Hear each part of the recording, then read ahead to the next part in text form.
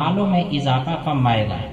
کہ جب آدمی توبہ استغفار کرتا ہے تو اللہ تبارک و تعالیٰ اس کے مال میں برکت عطا فرما دیتا ہے۔ انسان کے پاس مال ہے، کاروبار ہے، حالات کی وجہ سے اس کا کاروبار ٹھپ ہو رہا ہے، اس کے کاروبار میں ترقی نہیں، دن بدن تنزلی کا شکار ہو رہا ہے، تو اللہ تبارک و تعالیٰ توبہ اور استغفار کی برکت سے اس کے کاروبار کو ترقی دیتا ہے، اور پھر اس کے مال کے اندر اللہ تبارک و تعالیٰ برکت پیدا فرما دیتا ہے۔ اور چوتھا انعام یہ کہ اولاد کو، خاص کر بیٹوں کو، اللہ تبارک و تعالیٰ مطیع و فرما بردار بنا دیتا ہے۔ تو جب یہ چار چیزیں انسان کو حاصل ہوتی ہیں کہ اللہ تبارک و تعالیٰ سارے گناہ کو معاف کر دیتا ہے، روزی عطا فرماتا ہے، اور مال کے اندر برکت دیتا ہے، اور اولاد کو فرما بردار بنا دیتا ہے، تو پھر انسان کی زندگی کے بڑے مسائل حل ہو جاتے ہیں۔ اس کو جن پریشانیوں کی وجہ سے زندگی کے اندر گھٹن محسوس ہوتی ہے، وہ گھٹن اس کی دور ہو جاتی ہے، پھر یہ یکسوئی کے ساتھ اللہ تبارک و تعالیٰ کی عبادت میں مشغول ہو جاتا ہے۔ تو خانقاہ کے اندر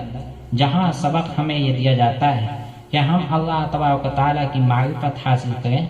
اللہ تبارک و تعالیٰ کا قرب حاصل کرنے کے لیے خوب محنت کریں، مجاہدے کریں،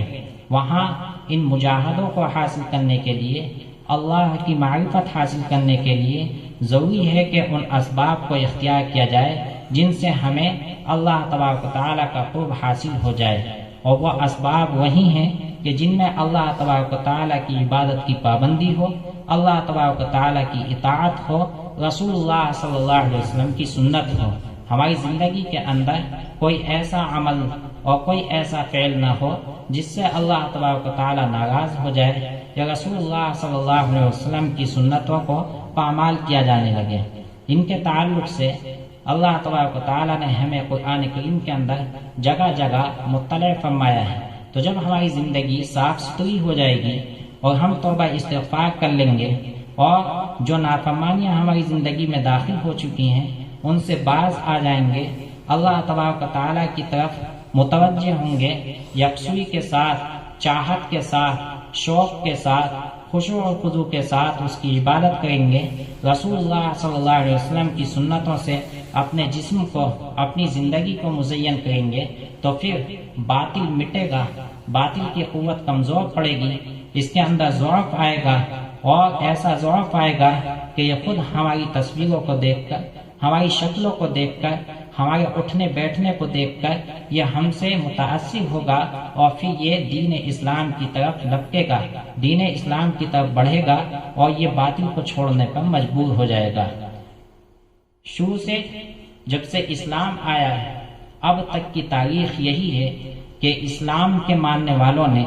جب بھی اہل باطل کو متاثر کیا ہے تو وہ اپنے اخلاق سے ہی متاثر کیا ہے، اپنے کردار سے ہی متاثر کیا ہے۔ رسول اللہ صلی اللہ علیہ وسلم نے اپنے اخلاق سے اپنے دشمنوں کو اپنا دوست بنایا، صحابہ کرام نے اپنے اخلاق سے ہی علاقوں میں بسنے والے کافر لوگوں کو، اپنے دشمنوں کو اپنا محبوب بنایا، اور خود ہمارے ملک کی تاریخ بھی یہی ہے کہ ہمارے ملک کے اندر بھی جب اسلام کے ماننے والے کچھ لوگ یہاں تجارت کے لیے آئے تو ان کے اخلاق سے، ان کے معاملات سے متاثر ہو کر لوگوں نے اسلام کو قبول کیا، اور پھر اس کے نتیجے میں ہمارے ملک کے اندر اسلام کی بہار آئی۔ آج ہمیں ضرورت ہے اس بات کی کہ ہم اپنے ظاہر اور باطن کو اسلام کے موافق بنائیں، اسلام نے جو تعلیمات ہمیں دی ہیں ہم انہیں اپنائیں، رسول اللہ صلی اللہ علیہ وسلم کی سنتوں کو اپنی زندگی کے اندر داخل کریں، اللہ تبارک و تعالیٰ کی اطاعت کو اپنے لیے ہر آن، ہر لمحہ، ہر وقت اپنے لیے ہدایت کا ذریعہ سمجھیں، اللہ تبارک و تعالیٰ کے احکام پر پابندی سے عمل کرنے والے ہوں۔ اگر ہم ان تمام چیزوں پر عمل کرنے والے ہوں گے تو انشاءاللہ وہ وقت دور نہیں کہ اللہ تبارک و تعالیٰ ہمیں کامیاب کرے گا اور ہمیں سربلندی عطا فرمائے گا۔ پھر ہمارے دل کے اندر سے یہ گھبراہٹ، یہ خوف اور یہ حزن، یہ غم جو اس وقت لاحق ہے وہ انشاءاللہ ختم ہو جائے گا، اور پھر ہم دنیا کے اندر بھی ترقی کرنے والے ہوں گے اور آخرت کے اندر بھی ہمیں کامیابی حاصل ہوگی۔ وَلَا تَهِنُوا وَلَا تَحْزَنُوا وَأَنْتُمُ الْأَعْلَوْنَ إِن كُنتُم مُؤْمِنِينَ۔ اس آیت کریمہ کے ہم مصداق بن جائیں گے کہ اللہ تبارک و تعالیٰ فرماتا ہے کہ تم گھبراؤ مت